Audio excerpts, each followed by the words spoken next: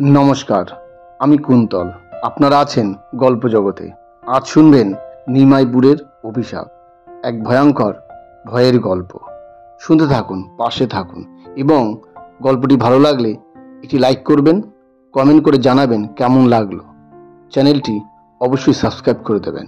শুনতে থাকুন, পাশে থাকুন। গল্প জগৎ।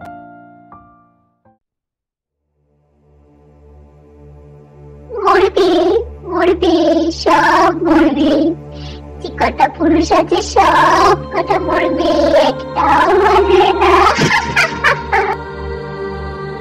এই শালাক পাগলি, যা এখান থেকে, নইলে জুতো দিয়ে মারবো কিন্তু।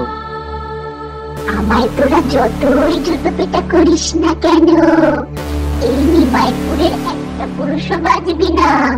সব মরবি, সব।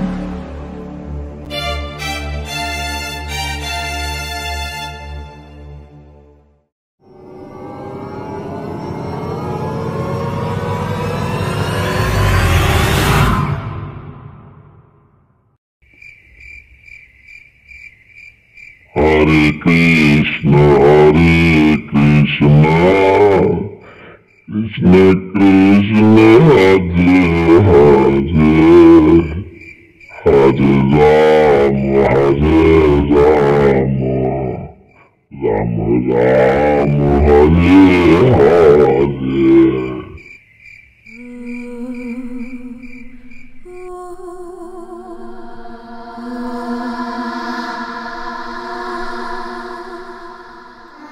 মরার দিনে ঠিক নামে ধরেছিস।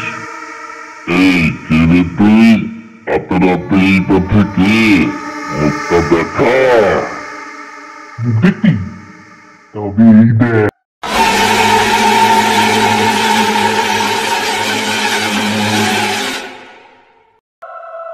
কে তুই? আমি শ্যামলী। কি এবার চিনতে পারছিস?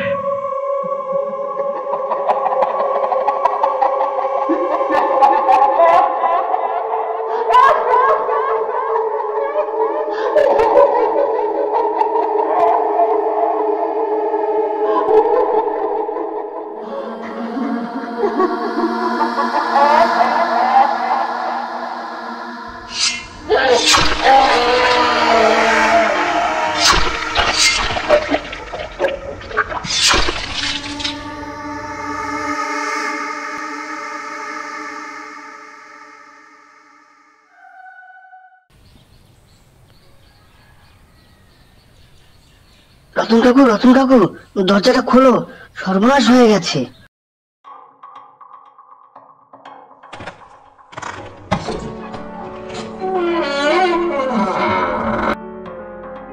এই সাত সকালে এভাবে চেঁচাচ্ছিস কেন? কি হয়েছে? আরে চেঁচাচ্ছি কি সাধে? আজ সকালে ওই চৌধুরীদের বাগানে আবার একটা মুন্ডহীন দেহ পাওয়া গেছে। কি বলছিস? কি কি কি আবার মারা গেছে? আরে গ্রামের শেষে মুকুল ছিল না? এই মুকুলটা আবার কি? আরে দূর, তুমিও না কাকা, মুকুলকে চিনতে পারছো না? গত বছর যার বউটা কলেরায় মারা গেল, বাপ মা কেউ নেই, আর দূরে কোন একটা শহরে বোধহয় কাজ করে। ও আচ্ছা আচ্ছা, এবার চিনতে পেরেছি। তা মরলো কিভাবে? কাল রাতে একটু বেশি নেশা করে ভুল করে চৌধুরীদের বাগান দিয়ে আসছিল, তখনই মরেছে। আর কে মারতে পারে সেটা তো বুঝতেই পারছো। বেশ, চল চল চৌধুরীদের বাগানে যাই, লাশটার একটা ব্যবস্থা করি।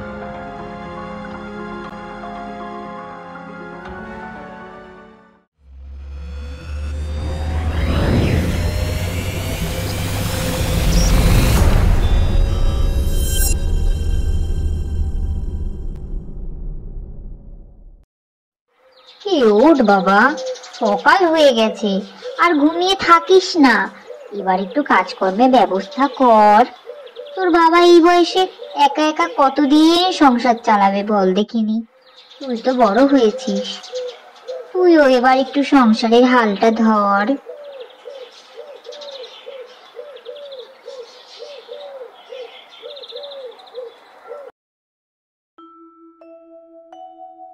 কাটোয়ার এক ছোট্ট শহরে থাকে অভিক রায়। বয়স 26। MA কমপ্লিট করেছে। সরকারি চাকরির জন্য বেশ কয়েক জায়গায় পরীক্ষাও দিয়েছে, কিন্তু এখনো কোনো খবর আসেনি। তাই কর্মহীন জীবনে একটু ঘুমিয়ে সময়টা পার করছিল, কিন্তু বাদ সাধল মা। তাই মায়ের ডাকাডাকিতে বিছানা ছেড়ে উঠে হাত মুখ ধুয়ে সকালের খাবার খেয়ে সবেমাত্র খবরের কাগজ হাতে নিয়েছে, অমনি ফোনটা বেজে উঠল।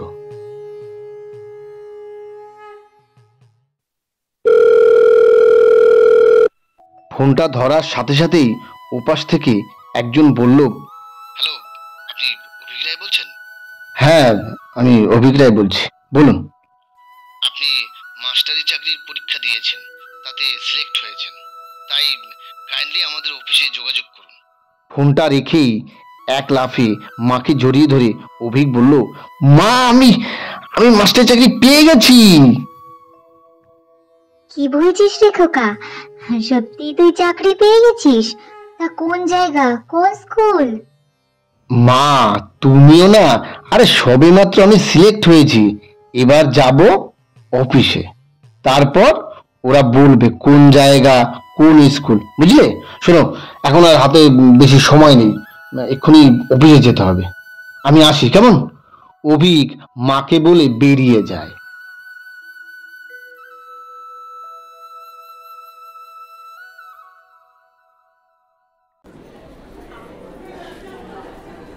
অফিসে ঢুকে চেয়ারে বসতেই একজন অফিসার বলে, শুনুন, আপনি যে চাকরি পেয়ে গেছেন সেটা তো ফোনেই বলা হলো।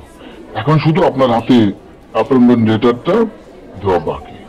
তবে এটা পোস্টের মাধ্যমেই সবার বাড়ি পৌঁছে যায়, কিন্তু আপনার বাড়িতে না পৌঁছে দিয়ে আপনাকেই এখানে ডাকলাম, তার একটা বিশেষ কারণ রয়েছে। আর সেটা হলো, আপনাকে যে স্কুলে পাঠানো হচ্ছে সেটা একটা অভিশপ্ত জায়গা বলতে পারেন। অভিশপ্ত? হ্যাঁ, লোকে তো তাই বলে। মানে ওখানে নাকি কোনো পুরুষ মানুষই বেশি দিন বাঁচে না। এর কারণ কি? পরিবেশ অস্বাস্থ্যকর, নাকি ওই এলাকার মহিলারা ভালো নয়? না না, সেসব কারণ নয়। লোকমুখে শুনেছি অনেক আগে ওই এলাকায় নাকি কোনো এক মহিলা এই অভিশাপ দিয়েছিল, আর সেই অভিশাপ নাকি এখনো একইভাবে চলে আসছে। ও আচ্ছা, এই ব্যাপার। ওসব নিয়ে ভাববেন না স্যার, এসব জিনিস হচ্ছে গ্রামের মানুষের অশিক্ষার ফল, মনের মধ্যে থাকা কুসংস্কার, আর কিছু নয়। আপনি হয়তো ঠিকই বলছেন, তবে কি জানেন, আমরা যতই আধুনিক হই না কেন, পৃথিবীতে এমন কিছু ঘটনা আজও বিদ্যমান যেটা আমরা যারা শিক্ষিত মানুষ, শুধু আমাদের কাছেই নয়, এমনকি বিজ্ঞানীদের কাছেও নেই। যাই হোক, আপনার যখন ওই এলাকায় যেতে আর অসুবিধা নেই, তখন আর আমরা কিছু বলছি না। এই নিন appointment letter. Thank you sir. Okay, all the best.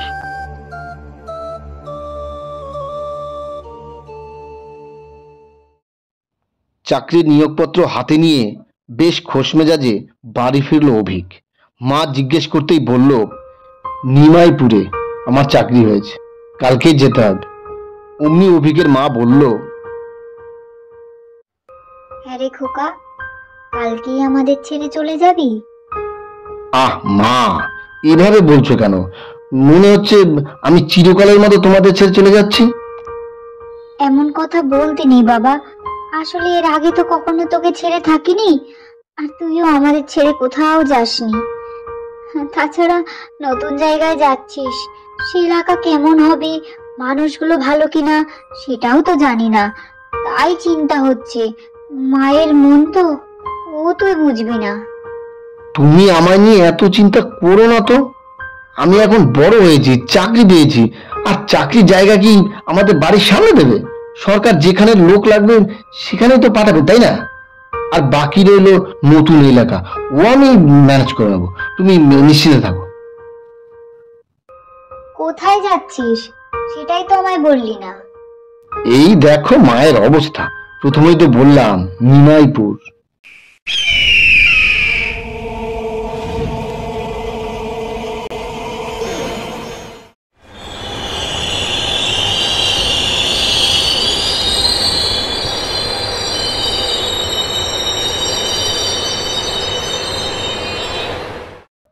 সুরবীর স্টেশনে এসে যখন ট্রেন দাঁড়ালো তখন বিকাল 5টা।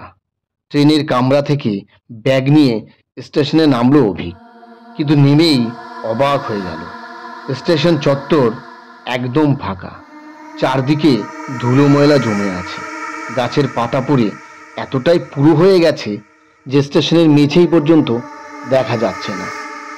কিছুক্ষণ চুপ করে দাঁড়িয়ে থেকে স্টেশনের শেষ মাথায় এসে দেখলো একটা সরু পায়ে চলা পথ নিচের দিকে নেমে গেছে। অভিক সেই রাস্তা ধরে নিচে নেমে এলো।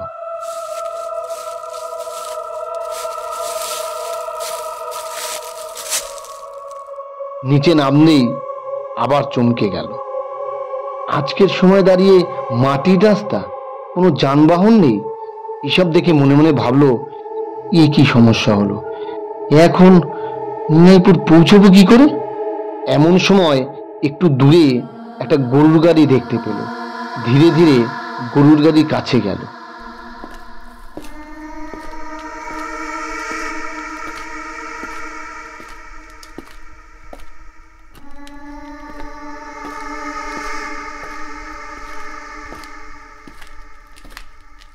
অমনি হারলিকলিকে একটা লোক খ্যানখ্যানে গলায় বললেন, কোথায় যাবেন বাবু?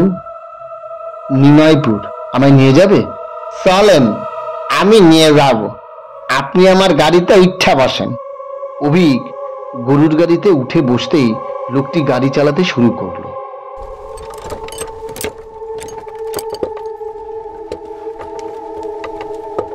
কিছুক্ষণ পর হঠাৎই ঝুপ করে রাত নেমে এলো। গরুর গাড়ি চলতে চলতে এমন একটা জায়গায় পৌঁছলো যেখানে রাস্তার দুপাশে ধুধু মাঠ, লোকের চিহ্ন মাত্র নেই। এইরকম পথের অবস্থা দেখে অভিক গারোয়ানকে বলল, আচ্ছা দাদা, নিমাইপুর আর কত দূর?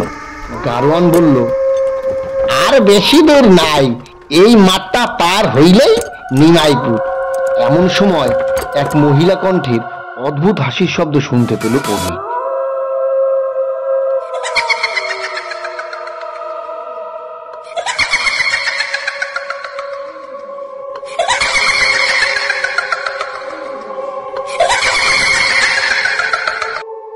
কোথায় চললি রে?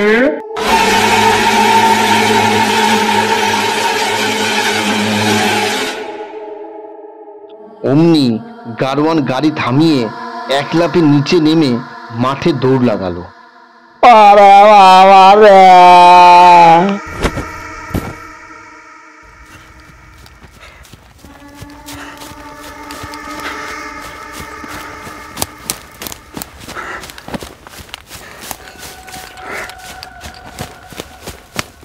এটা দেখে অভিক ভয়ে গারোয়ানকে বলতে লাগলো, এ কি, আপনি আপনি আমার ছেড়ে যাচ্ছেন কোথায়? দাঁড়ান, আমায় আমায় একা পেলে যাবেন না। কিন্তু গারোয়ান কোনো কথা না শুনে ভয় পালিয়ে গেল। অভিক ভয়ে ভয়ে গাড়ির ছাউনি থেকে মুখ বার করে দেখে এক বিভৎস মহিলা গাড়ি থেকে খানিকটা দূরে দাঁড়িয়ে আছে। চোখ দুটো ভাটার মতো জ্বলছে, সমস্ত শরীর একটা মোটা আলখালা দিয়ে ঢাকা। মহিলাটি অভিকের দিকে ধীর গতিতে এগোচ্ছে। এমন সময় অনেকটা পাখির মতো উড়ে অভিকের গাড়ির মধ্যে ঢুকে পড়লো একটি মেয়ে। তারপর চেঁচিয়ে বলল, আপনি তাড়াতাড়ি এই মাদুলিটা পরে নিন, তাহলে আর কোনো ভয় থাকবে না। অভিক কোনোদিনই এসব তাবিজ মাদুলিতে বিশ্বাস করত না, কিন্তু এই মুহূর্তে পরিস্থিতির চাপে সমস্ত বিশ্বাস জলাঞ্জলি দিয়ে মেয়েটির কথা মতো মাদুলিটি গলায় পরে নিল। অমনি বিভৎস মহিলা কোথায় যেন কর্পূরের মতো উড়ে গেল।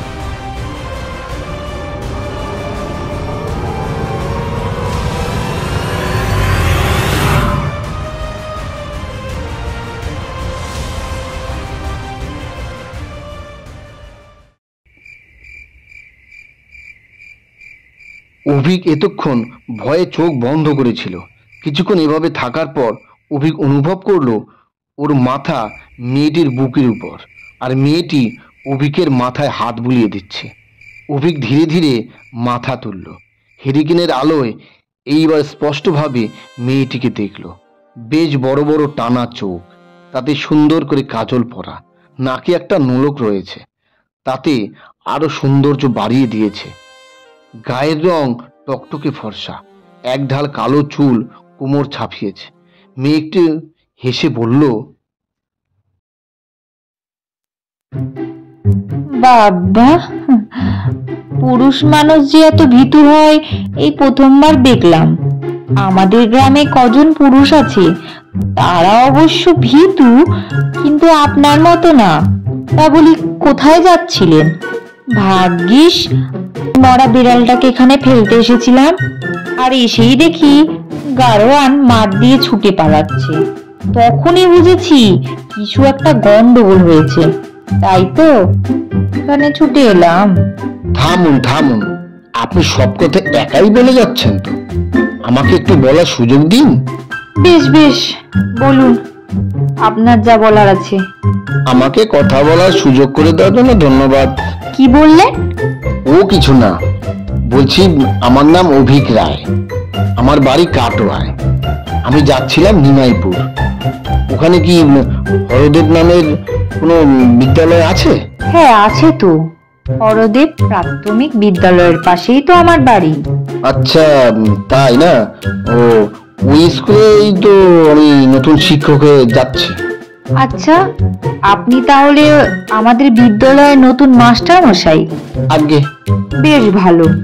তবে বলছি, আপনি যদি এত ভীতু হন, তাহলে আমাদের গ্রামে থাকবেন কি করে? মানে আপনি কি বলতে চাইছেন? আমি ভীতু? আপনার অবস্থা দেখে তো আমারই মনে হলো, যেভাবে আপনি জড়িয়ে ধরেছিলেন, ভাবলাম আপনার প্রাণটাই বোধহয় ভয়ে বেরিয়ে গেছে। দেখুন, এভাবে বলবেন না। আমি শহরে বড় হয়েছি, জীবনে কোনোদিন এরকম ফাঁকা জায়গা, এইরকম বিভৎস চেহারার মহিলা দেখিনি, তাই একটু ঘাবড়ে গেছি। তাই বলে ভাববেন না আমি ভীতু। থাক, আপনার আর পাঁচালি পড়তে হবে না। আপনি আমার সাথেই আমার বাড়ি চলুন। কাল না হয় বাবা ঠিক করবে আপনি কোথায় থাকবেন। আচ্ছা, আপনার নাম তো জানা হলো না। আমার নাম উত্তরা অধিকারী। ওরা দুজন কথা বলতে বলতে নিমাইপুরে প্রবেশ করল।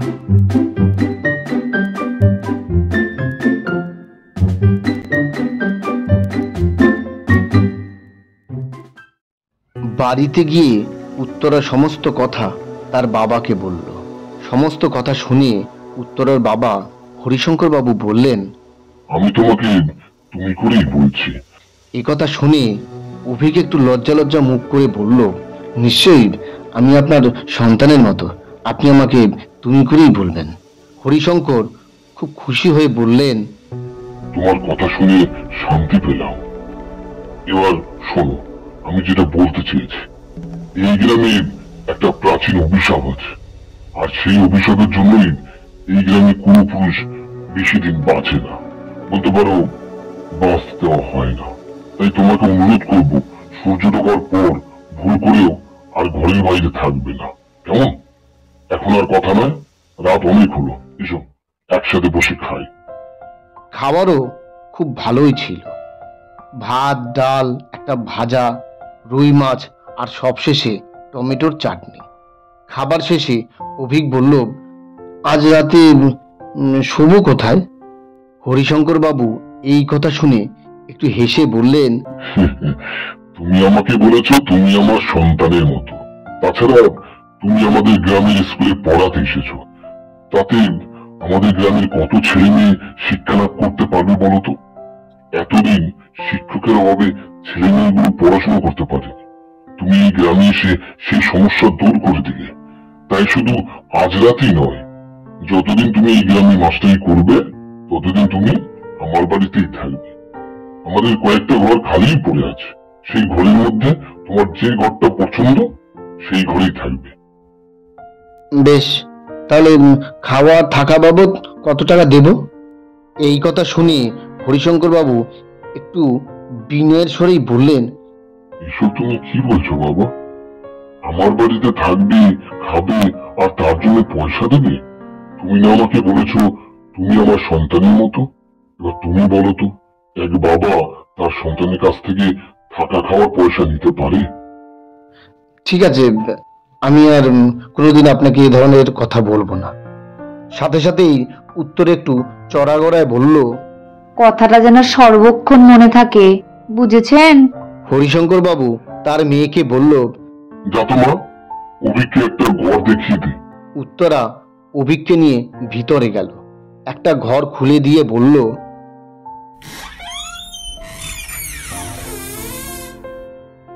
এই ঘরে আপনি থাকবেন, কেমন? কি আপনার পছন্দ হয়েছে তো? হ্যাঁ, খুব সুন্দর। এই ঘর পছন্দ না হওয়ার কোনো কারণ নেই। আমি এবং আমার পরিবার ধন্য হলো। নিন, এবার শুয়ে পড়ুন। আমার ঘর পাশেই আছে। যদি ভয় পান তাহলে ডাকবেন, সাহস যোগাবো। আপনার কি মনে হয় মাঝরাতে আমি ভয় পাবো? থাক, আর সাহস দেখাতে হবে না। আপনার যে কত সাহস আছে সেটা তো কয়েক ঘন্টা আগেই দেখতে পেলাম। তাই আর কথা বাড়ানোর দরকার নেই। অনেক রাত হয়েছে, শুয়ে পড়ুন।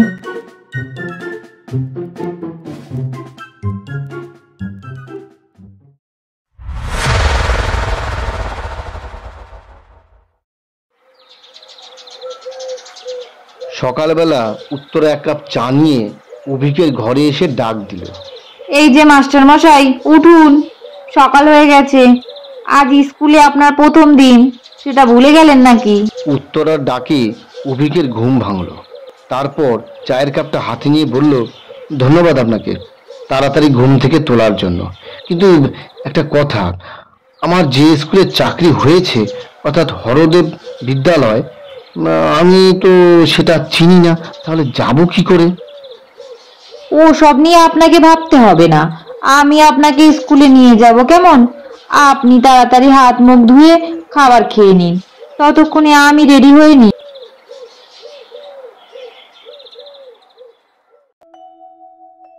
কিছুক্ষণ পরে অভিক আর উত্তরা স্কুলের দিকে পা বাড়ালো। পথে যেতে যেতে উত্তরা অভিককে চারদিক দেখিয়ে বলতে শুরু করলো, ওই যে পুকুরটা দেখছেন, ওখানে গ্রামের সমস্ত মানুষ স্নান করে। আর ওই যে মাঠটা দেখছেন, ওই মাঠে অধিকাংশ মানুষেরই জমি আছে। তারা সবাই এখানেই ফসল ফলান। তবে এখন সব ফসল ঘরে তুলে নিয়েছে কিনা, তাই মাঠটা ফাঁকা পড়ে আছে। অভিক উত্তরার কথাগুলো শুনছিল আর চারদিক দেখছিল। তেমন কোনো পুরুষ মানুষ নজরে পড়েনি। দু একজন যা পড়েছে তারা সবাই বৃদ্ধ, কোনো যুবক ছিল না। কিন্তু যতজন মহিলা দেখেছে তারা বেশিরভাগই বিধবা। হঠাৎ উত্তরা বলল,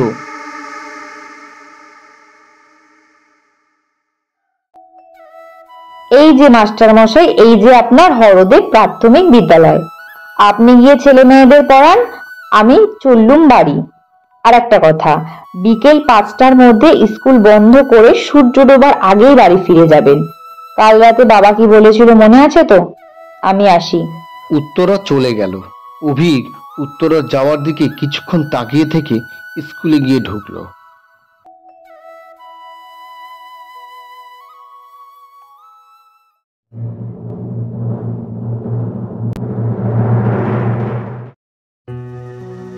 স্কুল ছুটির পর বাইরে বেরিয়ে প্রকৃতির শোভা দেখতে থাকলো অভিক। এদিকে সূর্য ডুবে অন্ধকার নেমে গেছে, কিন্তু উত্তরা বা তার বাবার বলা কথা ভুলে গেল। নিজের খেয়ালেই হাঁটতে থাকলো। হঠাৎ একটা নারীর মিষ্টি কণ্ঠ শুনতে পেল। এই যে বাবু, একা একা কোথায় চললে এই বড় সন্ধ্যাবেলা? অমনি পিছন ঘুরে দেখলো এক অপূর্ব সুন্দর নারী দাঁড়িয়ে আছে, তবে অর্ধনগ্ন অবস্থায়। শরীর বেয়ে জলের বিন্দু গড়িয়ে নামছে। ভালো করে মুখটা দেখে বুঝলো ওটা আর কেউ নয়, উত্তরা।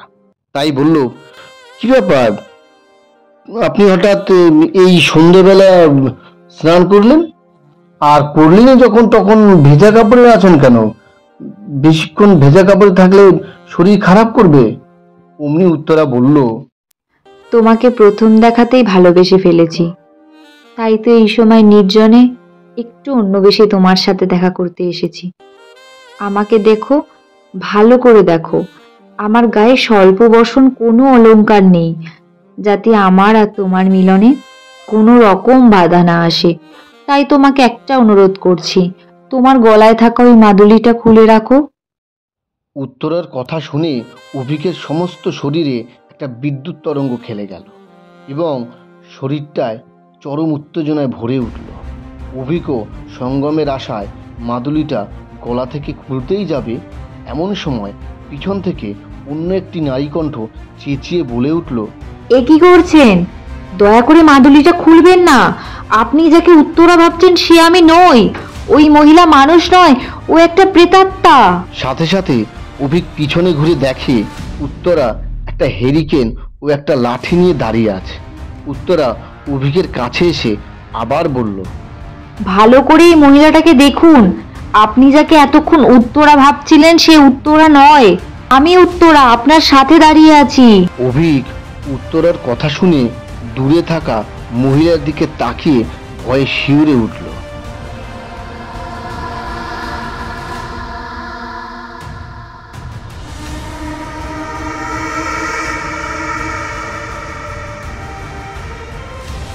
এতক্ষণ যাকে অপূর্ব সুন্দরী উত্তরা ভেবেছিল সে এখন একটা আধপোড়া, জায়গায় জায়গায় খসে পড়া মাংস, আর তার জায়গায় কঙ্কাল বেরিয়ে থাকা একটা লাশ। চোখ দুটোর কোটরে কোনো মনি নেই, তার জায়গায় হাঁটার ন্যায় আগুন জ্বলছে। কিছুক্ষণ থাকার পর হঠাৎ উধাও হয়ে গেল।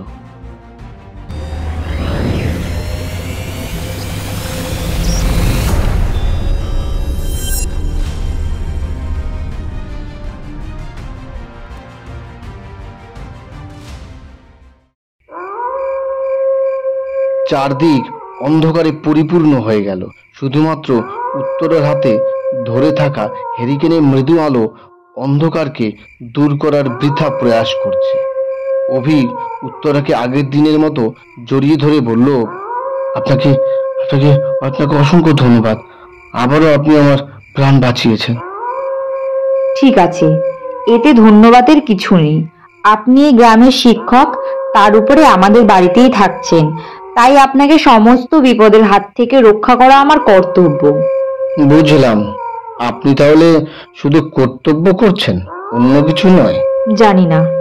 বেশ, এবার একটা কথা বলুন তো, ওই প্রেতাত্মা গলার মাদুলিটা খুলতে বললো কেন?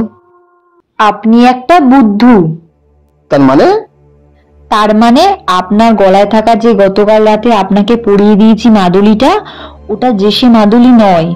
বাবার গুরুদেব এই বিপদ থেকে বাঁচার জন্য মাদুলিটা আপনাকে দিয়েছে, আর সেই মাদুলি থেকে আপনাকে একটা দিয়েছি।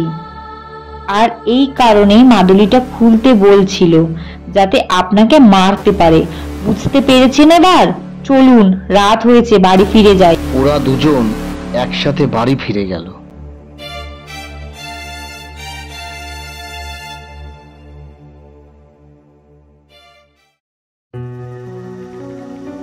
রাতে খাবার সময় উত্তরা তার বাবাকে সন্ধেবেলা ঘটে যাওয়া সম্পূর্ণ ঘটনা বলল। তা শুনে হরিশঙ্কর বাবু বললেন, এ তো সাংঘাতিক ব্যাপার। আচ্ছা অভিক, তোমাকে যে কাল রাতে বারবার করে বলে দিলাম সূর্য ডোবার পর ভুল করেও ঘরের বাইরে থাকবে না, সে কথা তুমি ভুলে গেলে কি করে?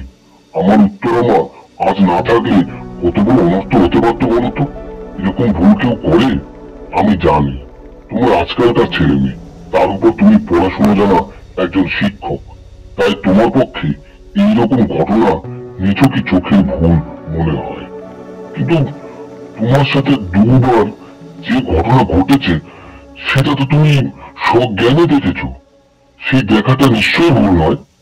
তাই তোমাকে আবার অনুরোধ করবো, আর কখনো সূর্য ডোবার পর ঘরের বাইরে বের হবে না, কেমন?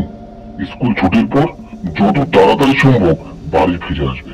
আরেকটা কথা, সবসময় মনে রাখবে, যদি কখনো এই গ্রামের কোনো মেয়ে, এমনকি উত্তরাও তোমাকে আবেদনময়ী রূপে কাছে ডাকে, তবে কখনো সে ডাকে সাড়া দেবে না, কারণ এই গ্রামের কোনো মেয়েরই ওই ধরনের নম্র স্বভাব নেই, এমনকি আমার উত্তরেরও না।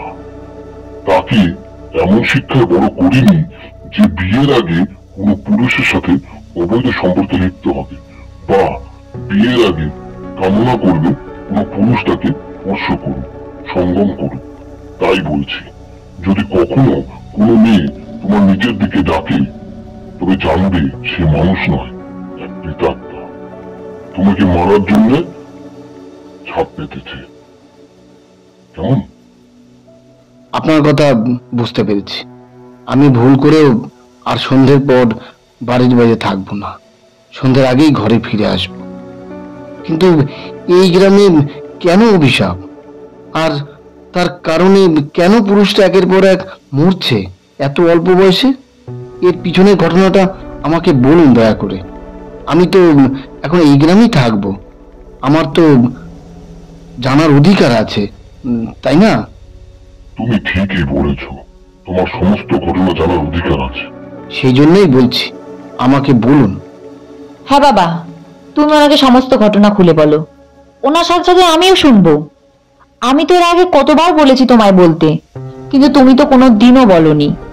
তাই আজ আমারও সুযোগ হয়েছে, ঘটনাটা আমিও শুনবো। বেশ বেশ, খাওয়া শেষ হলে তোমরা দুজন আমার ঘরে চলে এসো, তারপর বলছি। খাওয়া শেষ করে অভিক আর উত্তরা দুজন হরিশঙ্কর বাবুর ঘরে চলে গেল।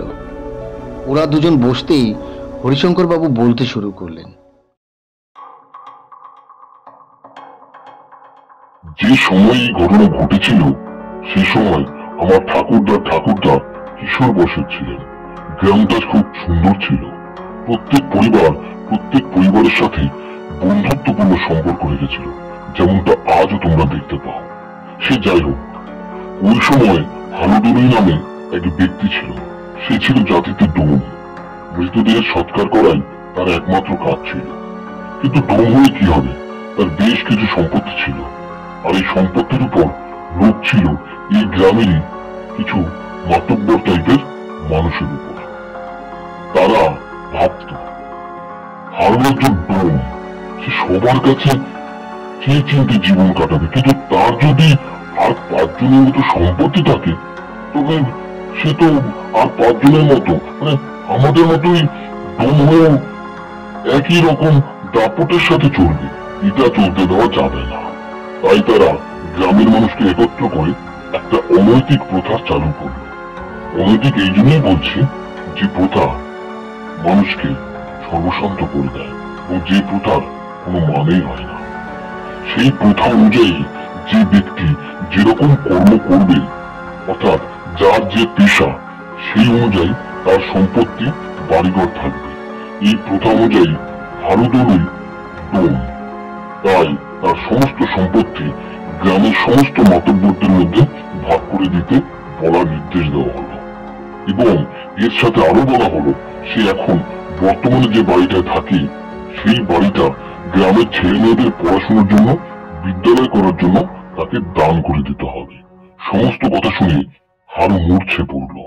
গ্রামের প্রতি এতদিনের এত ভালোবাসা, গ্রামের মানুষের প্রতি এত শ্রদ্ধা এক নিমেষে সব ঘৃণায় পরিণত হলো। এই খবর শুনে হারুর বউ ছুটে এলো এবং চিৎকার করে বলল, এটা আপনাদের কেমন প্রথা, যে প্রথা একটা মানুষ সর্বশান্ত হয়ে যায়? এরকম প্রথা কোনো পুস্তকে লেখা আছে? একজন মানুষ যে পেশায় নিযুক্ত থাকবে তার ততটুকুই সম্পত্তি থাকবে। তাছাড়া আমার স্বামী যে সম্পত্তি বর্তমানে আপনারা দেখেছেন, সেই সম্পত্তি আমার স্বামী তার পূর্বপুরুষ কৃতক প্রাপ্ত। এতে আমার স্বামীর কি দোষ? আপনারাই গ্রামের গণ্যমান্য ব্যক্তি, আর আমরাই যদি এ ধরনের অনাচারে জন্ম দেন তবে ভবিষ্যৎ প্রজন্ম আপনাদের পথ অনুসরণ করবে এবং তারা এভাবেই সর্বপুরুষ যে নিয়ম সমাজের জন্য রেখে গেছে সেটাই সঠিক, আর এতে সমাজের অবনতি অবধারিত। আর এর ফলে সমাজে মানুষের কর্মের দ্বারা এই নিয়মের ফলে একদল মানুষ উন্নতির শিখরে পৌঁছতে পারবে ঠিকই, আর একদল মানুষ চিরকাল দারিদ্র সীমার নিচেই থেকে যাবে। নিয়মের বেড়াজালে তারা কখনোই উন্নতি করতে পারবে না। তাই আপনাদের অমানবিক এবং অসামাজিক নিয়ম আমি মানি না। এইরকম জোরালো প্রতিবাদ দেখে কিছু মানুষ ঘাবড়ে গেল। তাই অবস্থাটাকে সামলানোর জন্য হারুর বউকে বলল, ঠিক আছে, আমাদের ভুল হয়েছে, এই নিয়ম আমরা নিষিদ্ধ করলাম, তোমরা এখন নিশ্চিন্তে বাড়ি যাও। হারু ও তার বউ নিশ্চিন্ত মনে বাড়ি চলে গেল। তাহলে তো সমস্যা মিটেই গেল, কিন্তু এরপরেও এই গ্রাম অভিশাপের কবলে পড়লো কেন? আরে না না অভিক, এখনো সব কথা শেষ হয়নি।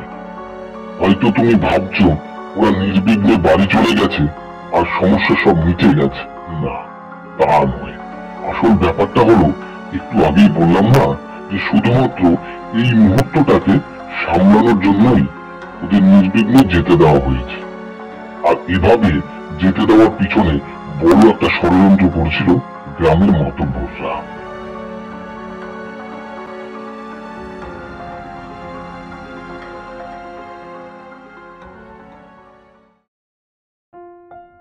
হারু তার বউকে নিয়ে খুশি মনে বাড়ি ফিরে গেল। হারুই প্রথম বলল, জানো শ্যামলী, আজ তোমার জন্যই আমাদের এই পূর্বপুরুষের সম্পত্তি ওই মাতব্বরদের হাত থেকে বেঁচে গেল।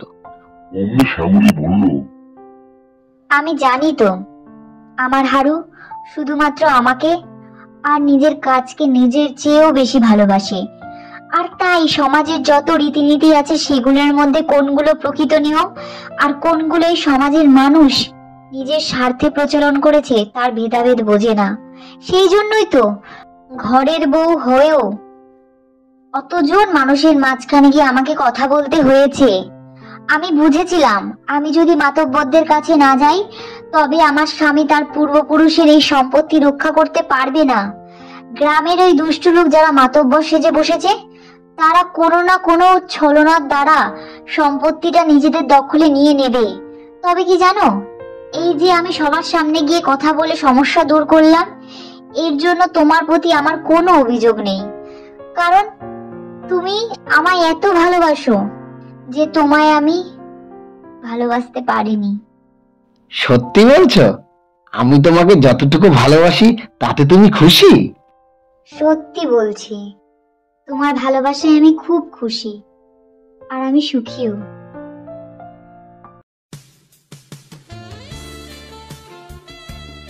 হারু ও তার স্ত্রী শ্যামলী দুজন খুশিতে রাতটাকে মধুর করে তুলতে সঙ্গমে ব্যস্ত হয়ে পড়ল।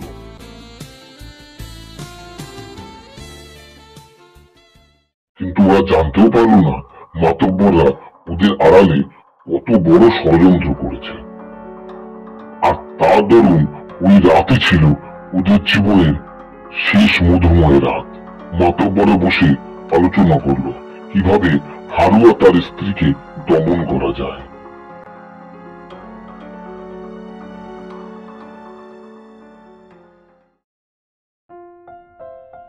কয়েকদিন পর মাতব্বররা হারুকে ডেকে পাঠালো।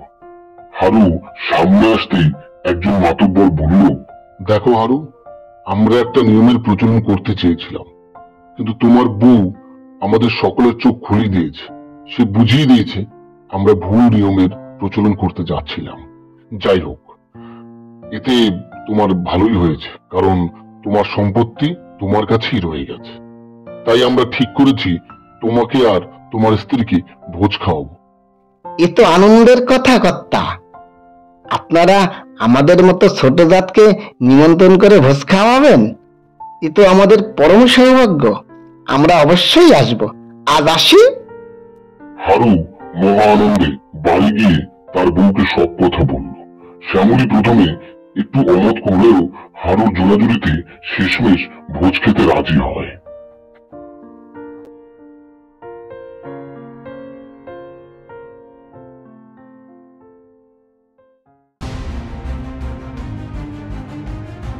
মাতব্বরদের ঠিক করা দিনেই হারু আর তার স্ত্রী শ্যামলী ভোজ খেতে যায়। ভোজ খাওয়া শেষে তারা বাড়ি ফিরে এলে দুজনেই হঠাৎই ক্লান্ত হয়ে পড়ে এবং তারা ঘুমের দেশে তলিয়ে যায়। দিন শেষে রাত হলেও তাদের ঘুম ভাঙে না। আর সেই গভীর রাতেই প্রথমে শ্যামলীর উপর শারীরিক নির্যাতন করে তারা।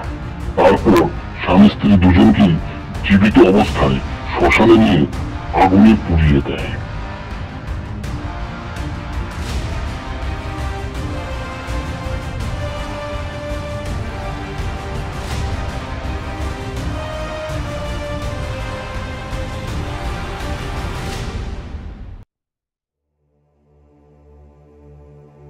এর কয়েকদিন পর গভীর রাতে এক নারী বীভৎস কণ্ঠে শোনা যায়, নিমাইপুরের সমস্ত নারীদের বলছি, আমাদের কিছু সম্পত্তি ছিল, আর সেটা গ্রাস করার জন্য আমাদের ঘরের পুরুষরা আমার উপর শারীরিক নির্যাতন করেছে। শুধু তাই নয়, ভোজ খাওয়ানোর নাম করে খাবারের মধ্যে জড়িবুটি মিশিয়ে আমাদের দুজনকে গভীর ঘুমে নিমজ্জিত করেছে। আর এই সুযোগে আমরা জীবিত থাকা অবস্থায় আগুনে পুড়িয়ে দিয়েছে। তোমরা নারীরা সবটা জানতে পেরেছো, তবুও নিজের স্বামীর বিরুদ্ধে একটা বাক্যও বলনি। তোমাদের স্বামীরা খুব ভালো, তাই না? আমি শ্যামলী দূরেই বলছি, আজ থেকে এই গ্রামে সমস্ত প্রাপ্তবয়স্ক পুরুষ মরবে। আমি নিয়ে তাদের হত্যা করবো। এই সমস্ত ছেলে সন্তানরা ছোট আছে, তারা প্রাপ্তবয়স্ক হলে আবার তাদের হত্যা করবো। এই গ্রামে কোনো প্রাপ্তবয়স্ক পুরুষ বেঁচে থাকবে না, এটা আমার অভিশাপ।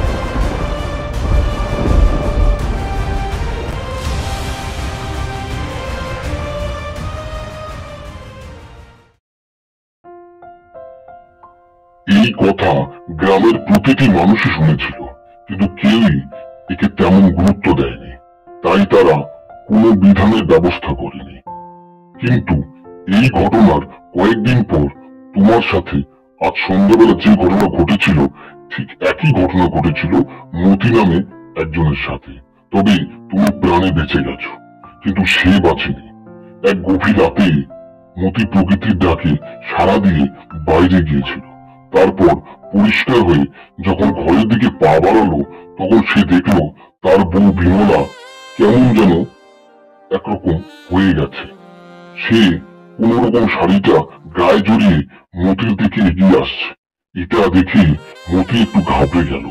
পরক্ষণে নিজেকে সামনে বলল, কি গো বউ, তোমার এ কি অবস্থা? ঘর ছেড়ে এইরকম অর্ধনগ্ন হয়ে বেরিয়েছো কেন?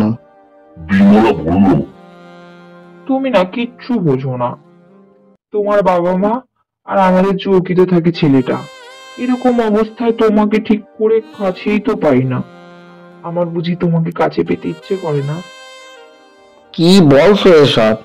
বাবা মা তো থাকে পাশের ঘরে, আর বাকি রইল ছেলেটা। ও তো আমরা ঘুমানোর আগেই ঘুমিয়ে পড়ে। ও কি কিছু বোঝে এসবের, না কিছু দেখতে পায়? তাছাড়া আমি বাইরে আসার আগেই তো তোমার সাথে মিলিত হলাম। তাহলে এখন আবার এখানে এইভাবে এলে কেন? আর তোমাকে এরকমই বা দেখাচ্ছে কেন? তুমি না বোকা আছো। তোমার বাবা মা যতই পাশে থাকুক না কেন, তারা শব্দ শুনতে পায় না বুঝি? আর ছেলেটা পাশে থাকে, ও যতই কিছু না বুঝুক, ওর সামনে তোমাকে কাছে পেতে আমার লজ্জা করে বুঝি। আর শরীরের এরকম অবস্থা কেন বলতো? মেয়েদের মনে যখন পুরুষদের কাছে পাওয়ার অভিলাষা জন্মায়, তখন তাদের শরীর একটু অন্যরকমই হয়। ও তুমি বুঝবে না। আর বাইরে আসার কারণ, তোমার সাথে নিমগ্নে আশ মিটিয়ে মিলিত হব। নাও, এবার দেরি করো না, শুরু করে দাও। মতি তার স্ত্রীর কথায় সম্মতি দিয়ে সঙ্গমে ব্যস্ত হয়ে পড়ল।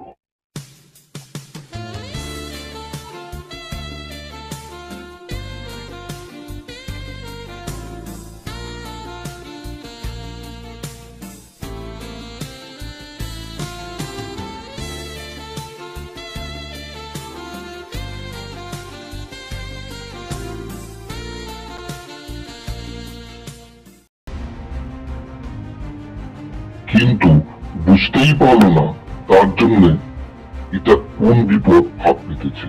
কিছুক্ষণ পর মতি তার স্ত্রীর মুখ থেকে ঠোঁটটা সরাতেই ভয়ে চিৎকার করে উঠল।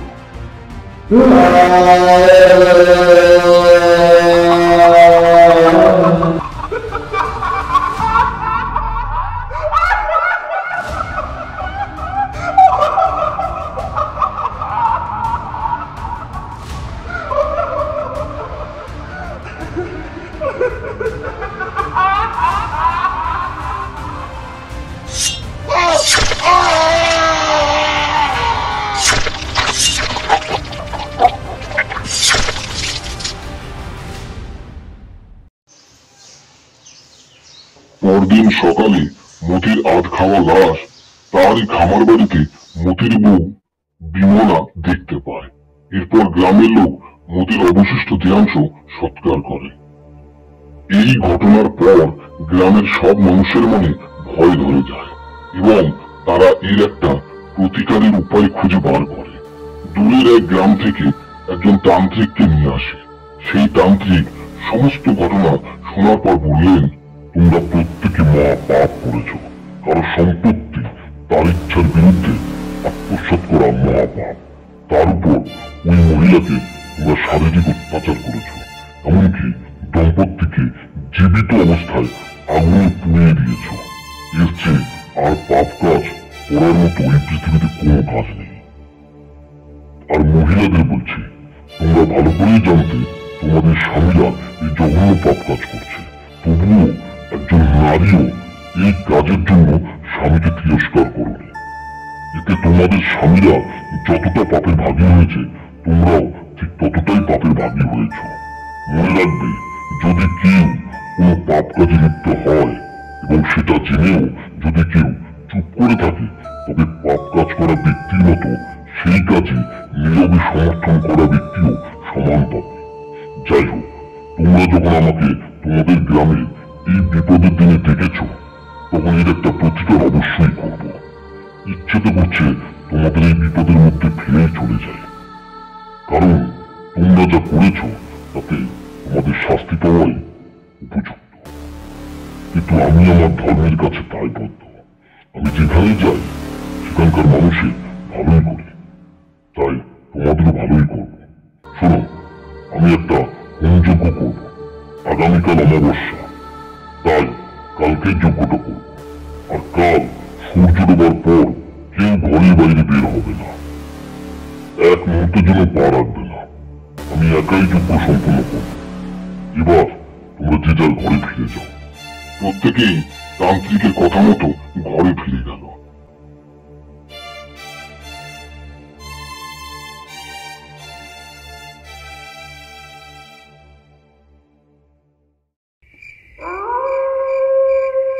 অমাবস্যার রাতে তান্ত্রিক যজ্ঞ শুরু করল।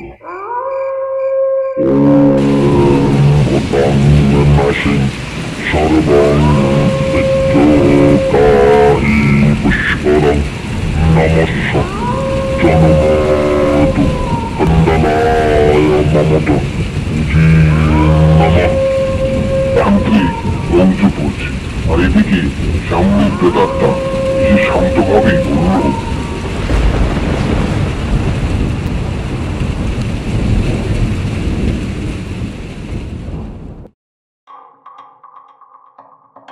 আমি জানি তান্ত্রিক, আজ তোমার শক্তির সাথে পেরে উঠবো না, তাই তোমার যা ইচ্ছে আমায় নিয়ে করতে পারো। তবে মনে রেখো, তুমি আমায় ধ্বংস করতে পারবে না, কিছু কালের জন্য বন্দি করতে পারবে মাত্র। তবে বন্দিকাল পেরিয়ে গেলে আমি যে প্রতিজ্ঞা করেছি সেটা পূরণ করতে পুনরায় এই স্থানে ফিরে আসব। তোমাকে শুধু একটাই প্রশ্ন করতে চাই, আমার সাথে যে ঘটনা এই গ্রামের সমস্ত পুরুষ মিলে করেছে সেটা কি সময়োচিত ছিল? এই ঘটনা যদি তোমার নিকটতর কোনো নারীর সাথে ঘটতো, তবে এই ঘটনাকারীর সাথে তুমি কি করতে? সমস্ত কথা শুনে তান্ত্রিক অত্যন্ত বিনয়ের সাথে বলল,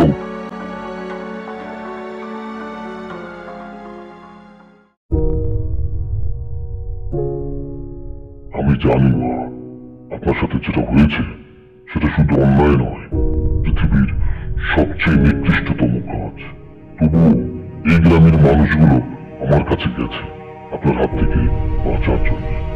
আর কোনো মানুষ আমার কাছে বাঁচার আকুতি নিয়ে গেলে আমি তাকে ফেরাতে পারি না, তাই আমি আপনার কাছে ক্ষমা চাইছি। আমি ওদের বাঁচানোর জন্য এই যজ্ঞটা করেছি। আপনি আমায় নিজের সন্তান মনে করে ক্ষমা করে দেবেন, আমি নিরুপায়। তবে আমি আপনাকে এমনভাবে বন্দী করব না যাতে আপনার কষ্ট হয়।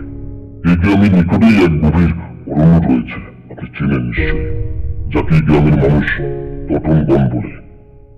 এবং সেই টটন বনে আপনাকে 100 বছরের জন্য বন্দী করছে, অর্থাৎ আপনাকে ওখানেই থাকতে হবে। দয়া করে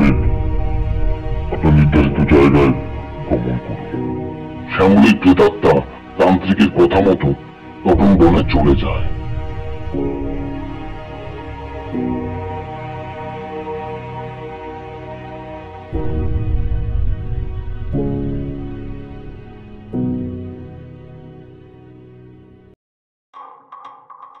পরদিন সকালে তান্ত্রিক সকল গ্রামবাসীর উদ্দেশ্যে একটাই কথা বলে, আমি 100 বছরের জন্য তোমাদের গ্রাম থেকে কিছুটা দূরে পটল অরণ্যে প্রেতাত্মাকে বন্দি করেছি, কিন্তু সময়সীমা পার হয়ে গেলেই কিন্তু তার প্রতিশোধ নিতে সে আবার এই স্থানে ফিরে আসবে।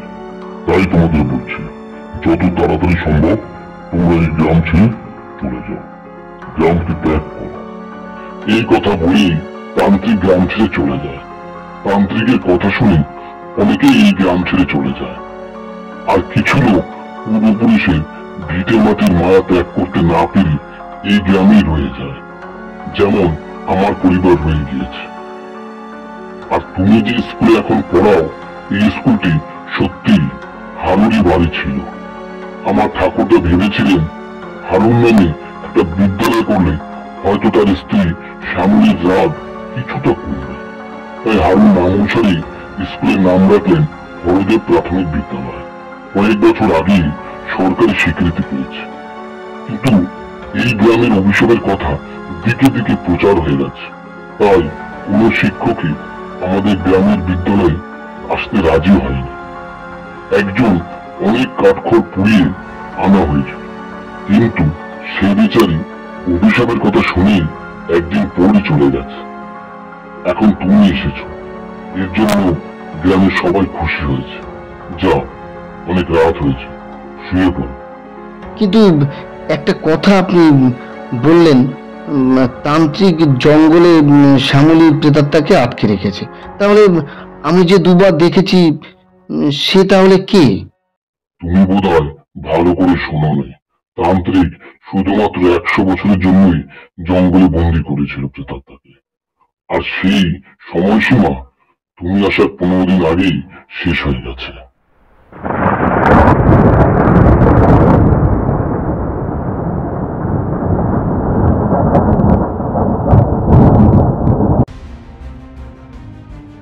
পরদিন সকালে আবার খবর এলো আরো একজন মারা গেছে।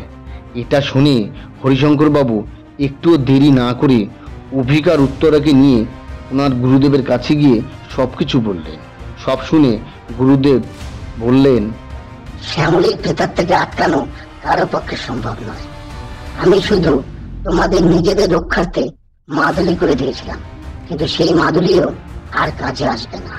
তাই তোমরা গ্রাম ছেড়ে চলে যাও, আমার কিছুই করার নেই। হরিশঙ্কর বাবু বাড়ি ফিরে অভিককে বললেন, শোনো বাবা অভিক, তুমি আমার উত্তর আমাকে নিয়ে চলে যাও এখান থেকে, এই গ্রাম ছেড়ে চলে যাও, নইলে বাঁচতে দেবে না। এটা শুনেই অভিক বললেন, এ আপনি কি বলছেন? আমি আমি আপনার মেয়েকে নিয়ে চলে যাব মানে? শোনো বাবা, তুমি হয়তো বুঝতে পারবে, কিন্তু আমি তো বাবা, আমি মেয়ের কথা বুঝতে পেরেছি, আমি মেয়ের মনের ভাষা পড়তে পেরেছি। ও তোমাকে ভালোবেসেছে বাবা, তাই বলছি তুমি ওকে নিয়ে চলে যাও, যাও। এটা শুনেই হরিশঙ্কর বাবুর মেয়ে উত্তরা বলল, বাবা, এ তুমি কি বলছো? তোমাকে ছেড়ে কোথায় যাব? শোনো মেয়ের কথা, পাগলি মেয়ে আমার। আরে মা, তুই তো বড় হয়েছিস, তোকে আর কতদিন আমি আমার ঘরে রেখে দেবো? একদিন না একদিন তো তোকে বিয়ে দিতেই হবে। এটাই ভালো হলো, তুই তোর নিজের পছন্দ মতো খুঁজে নিয়েছিস কাউকে। আর অভিক খুব ভালো ছেলে, হ্যাঁ আমি ওকে দেখেছি মা, ও খুব ভালো লাগবে, খুব সুখে রাখবে। তুই চিন্তা করিস না মা, তুই ওর সাথে যা। আবারও উত্তরা ওর বাবার কথা শুনে বলল, না বাবা, তুমি যাই বলো না কেন, আমাকে যদি কোথাও যেতে হয় তবে তোমাকে সঙ্গে নিয়েই যাব, একা আমি কোথাও যাব না। মারে, তুই ভুল করছিস, একদিন না একদিন তো পরের বাড়ি তোকে যেতেই হবে, তাই না? আর আমি কি তোর শ্বশুর বাড়ি গিয়ে থাকতে পারি? আর তাছাড়া কি বলতো, আমি এই গ্রামেই তো মানুষ হয়েছে। তোর মা চলে গেছে সেই কবে, কিন্তু তোর মায়ের স্মৃতি আজও হৃদয় নিয়ে ঘুরে বেড়াই রে। এই ঘরেই তো তোর দাদু, আমার দাদু, এরা সবাই ছিল। তাই এদের স্মৃতিতেই থাকবো। আমি যতদিন বাঁচবো পূর্বপুরুষের ভিত্তিতেই বাঁচবো। আমার আশীর্বাদ সবসময় তোদের পাশে থাকবে, তোদের কাছে থাকবে। হ্যাঁ রে।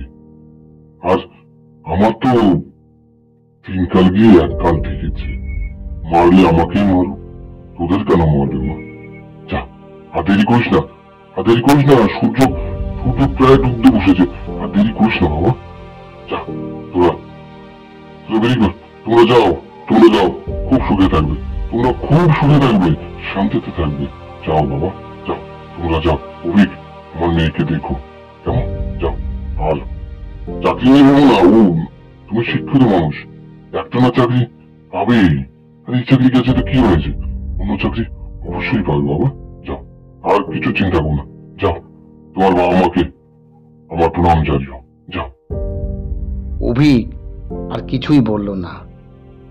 ওরা দুজনেই হরিশঙ্কর বাবুকে প্রণাম করলেন এবং তার আশীর্বাদ নিয়ে অভিক আর উত্তরা শহরের দিকে পা বাড়ালো।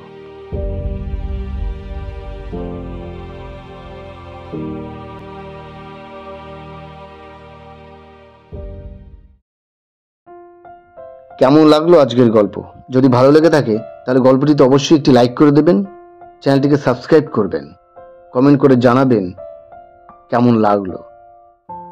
পাশে থাকুন, শুনতে থাকুন গল্প জগৎ। শুভরাত্রি।